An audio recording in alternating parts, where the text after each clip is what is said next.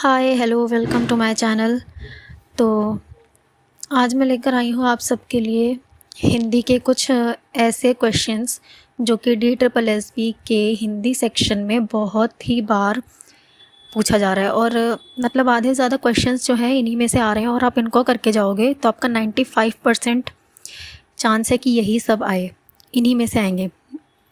Topic same रहेंगे, बस जो है क्वेश्चंस जो है चेंज होकर आएंगे, लेकिन ज़्यादातर टॉपिक्स इसी में से पूछे जा रहे हैं। तो चलिए बिना देर किए स्टार्ट करते हैं।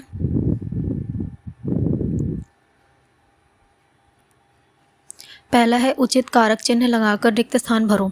तो ये जो क्वेश्चन है आपको देखने को मिलेगा कम से कम 4-5 क्वेश्चन इसी टॉपिक पर, कारक चिन्ह लगाकर रिक्त स्थान भरना है।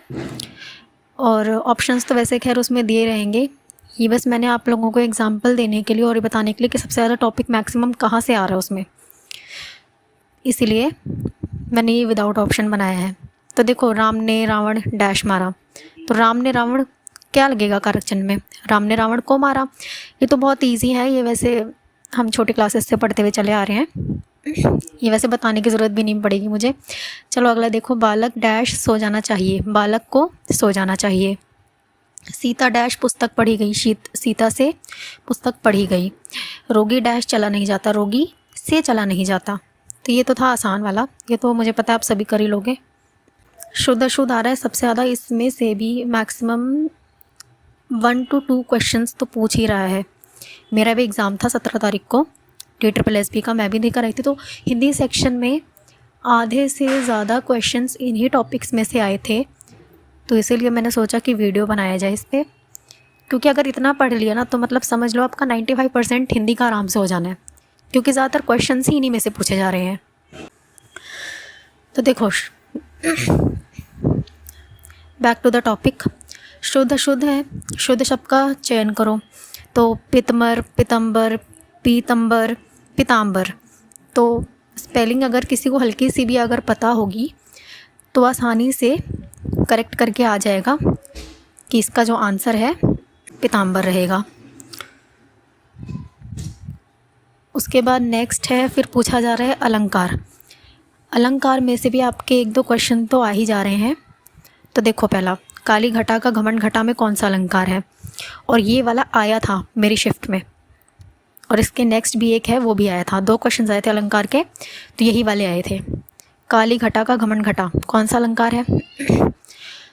तो जिसने अलंकार पढ़ रखे होंगे तो ये बता देगा आराम से कि ये कौन सा अलंकार है, यमक अलंकार है। क्यों?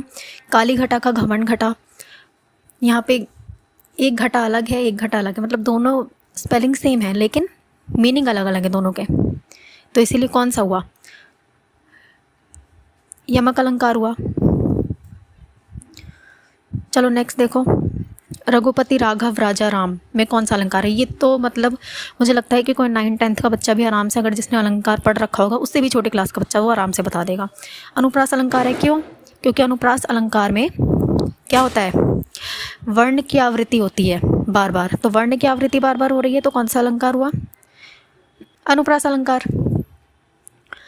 नेक्स्ट पे आ जाओ, सार्वनामिक विशेषण। ये जो है मैक्सिमम मेरी शिफ्ट में 3 से 4 क्वेश्चंस इसी के आए थे, तो ये भी बहुत इजी था। लड़का आज नहीं आया, डैश लड़का आज नहीं आया, तो इस लड़का आज नहीं आया, उसे लड़का आज नहीं आया, उस लड़का आज नहीं आया, या वह लड़का आज नहीं आया। तो कौन सा आएगा? वह लड़का आज नहीं आया, क्योंकि यही तो कॉमन बनेगा ना, उस लगाने से कोई फ़ायदा नहीं है, उसे, इस, ये तो सभी जानते हो, वही आएगा। नेक्स्ट देखते हैं, वाक्य अशुद्धि। वाक्य अशुद्धि के मेरे ख्याल से 1-2 क्वेश्चन आए थे, हाँ इसके भी 1-2 क्वेश्चन आए थे। वाक्य अशुद्धि थोड़ा सा गलत लिखा था, उसको करेक्ट करके लिखना था। लाइक इसमें 1-2 एग्जांपल्स दिए मैंने, ये मेरे वाले उसमें आए थे शिफ्ट में। मैंने तेरे को कितना समझाया, तो मैंने तुझे कितना समझाया, this is the correct form.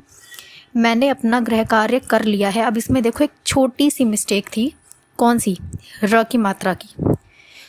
तो सही क्या होगा? मैंने अपना गृह कार्य कर लिया है। देखने में तो अगर आप देखोगे तो इसमें कोई गलती नज़र नहीं आएगी, लेकिन ढंग से देखोगे तो आपको मात्रा की गलती नज़र आएगी। इसमें ये देखो ग्रह है और इसमें देखो ग्रह है, तो सही कौन सा होता है? ग्रह कैसे लिखा जाता है? ये वाला सही है ना? ये वाला करेक्ट है, सेकंड वाला। तो ऐसे छोटी छोटी गलतियों वाले भी क्वेश्चन पूछे जा रहे हैं, तो मेक श्योर कि आप ध्यान से सेंटेंसेस को पढ़ो ताकि गलती ना हो। अब जो है नेक्स्ट विलोम शब्द, विपरीत शब्द, ये आए थे 1-2 क्वेश्चन इनके। तो मेरे वाले में तो ये वाला आया था, एक क्वेश्चन आया था सुपथ का। सुपथ का विलोम शब्द क्या होता है? पथ, कुपथ, पतन या सुकर्म? तो कुपथ होता है इसका। सुपथ का विलोम शब्द, विपरीत शब्द कुपथ होता है। और ये है, ये जो मैंने साइड में लिखे हैं ये बाकी शिफ्ट में पूछे गए थे। अनुलोम विलोम, अंतरंग बहिरंग, अनुकूल प्रतिकूल। तो विलोम और विपरीत शब्द जो है आप ये अच्छे से पढ़ के जाना, क्योंकि इसमें से मैक्सिमम 2 क्वेश्चंस तो आने ही आने हैं इसी टाइप के। मेरी वाली शिफ्ट में तो वॉल आया था। अगला आता है मुहावरे एवं लोकोक्ति। अब देखो मेरे वाले शिफ्ट में आया था एक ये वाला मुहावरा, ये वाला, और एक ये वाला, और एक ये वाला, और एक ये लोकोक्ति आई थी। मतलब कुल मिला के 4 आए थे। तो दाल भात में मूसलचंद, मतलब वही होता है ना। इसका क्या मतलब होता है कि 2 के बीच में तीसरा जो आ जाता है उसे कहते हैं दाल भात में मूसलचंद। ऑप्शन तो खैर उसमें दिए रहेंगे तो आप आसानी से पहचान लोगे। आ बैल मुझे मार, मतलब खुद ही मुसीबत को बुलावा देना, आ बैल मुझे मार। छींटे कसना, ये भी एक मुहावरा है, किसी पे व्यंग्य करना।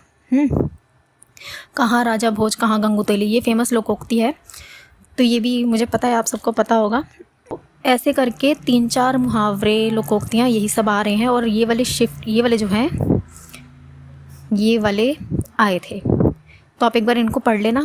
और साथ में और भी शिफ्ट में काफ़ी ज़्यादा मुहावरे और लोकोक्ति, मतलब 3 से 4 पूछे गए हैं। नेक्स्ट आता है गद्यांश। अब जो है हिंदी में 5 नंबर का आपका क्लोज टेस्ट आता है। 5 नंबर का आपका क्लोज टेस्ट आ रहा है, और 5 नंबर का आप लोगों का वो आ रहा है गद्यांश। तो गद्यांश भी खैर इजी आ रहे हैं, इतने मुश्किल नहीं आ रहे हैं। मेरे में आया था कि भारत का संविधान के बारे में, फिर लास्ट में एक शीर्षक निकालने के लिए आ जाता है कि इसका शीर्षक दो, वो आसानी से हो जाता है। मेरे को नहीं लगता कि इसमें कोई दिक्कत आनी चाहिए आपको। नेक्स्ट आता है वाक्य के अशुद्ध भाग का चयन कीजिए। अब ये भी मैक्सिमम, ये वाली मेरी शिफ्ट में आया था, तो मैंने ये कहा इसमें डाल दूँ। अध्यापक ने आज हमारे को नया पाठ पढ़ाया। अध्यापक ने आज हमें नया पाठ पढ़ाया ना, तो इसमें त्रुटि है, इसमें गलती है। आज हमें होना चाहिए था अध्यापक ने आज हमें नया पाठ पढ़ाया। गुणी मनुष्य कहता है कि मैं विविध प्रकार के दुखों को सहन करके भी दुखी नहीं हूँ, कोई त्रुटि नहीं। तो इसमें क्या गलती है? साहसी मनुष्य कहता है, गुणी मनुष्य की जगह क्या आएगा? साहसी मनुष्य कहता है। तो इस तरह के क्वेश्चंस जो हैं हिंदी के पेपर में आ रहे हैं। और आप ये भी ध्यान देना कि थोड़ा वाक्यांश के लिए एक शब्द भी करके जाना, क्योंकि उसमें से भी 1-2 क्वेश्चंस आ ही रहे हैं। बाकी ओवरऑल देखा जाए तो हिंदी का एग्ज़ाम इतना ज़्यादा टफ नहीं था, कोई भी आसानी से कर सकता है जिसको ग्रामर थोड़ी बहुत आती हो, बिल्कुल भी टफ नहीं है। और बाकी जो मैंने क्वेश्चंस आपको दिए हैं इसी टाइप के ही क्वेश्चंस आएंगे पेपर में, आप देख लेना, इसी टाइप के ही सेम। तो अगर आपको ये अच्छा लगा हो तो लाइक शेयर सब्सक्राइब करना, और साथ में मुझे ये भी बता देना कमेंट में कि अगर आपको इंग्लिश, रीजनिंग, मैथ्स या फिर जीके के भी क्वेश्चंस चाहिए जो मेरी शिफ्ट में आए थे और जो वैसे भी आ रहे हैं सारी शिफ्ट में, तो वो भी मुझे कमेंट करके बता देना, तो मैं वो भी इसका भी वीडियो बना के डाल दूँगी। और इतना आप करके चले जाओ जितना मैंने आपको बताया है, तो मैं आपको बता दूँ 95% पेपर इन्हीं में से आ रहा है। यही वाले सारे क्वेश्चंस रिपीट हो रहे हैं, चेंज करके, फॉर्म चेंज करके क्वेश्चन सारे इन्हीं में से आ रहे हैं ज़्यादातर। तो अगर आप ये करके चले जाओगे तो आपके 95% हिंदी में कहीं नहीं गए। बस आपको थोड़ा टाइम मैनेजमेंट में दिक्कत होगी, अगर आप वो भी जल्दी जल्दी कर लेते हो तो आराम से आपका पेपर हो जाना है। और वैसे भी सबसे पहले जो सेक्शन है वो रीजनिंग का खुल रहा है, हिंदी तो फिर बाद में आ रही है। तो चलो फिर मुझे बताना अगर आप लोगों को इंग्लिश या फिर बाकी सब्जेक्ट्स का वीडियो चाहिए होगा तो कमेंट में। ओके।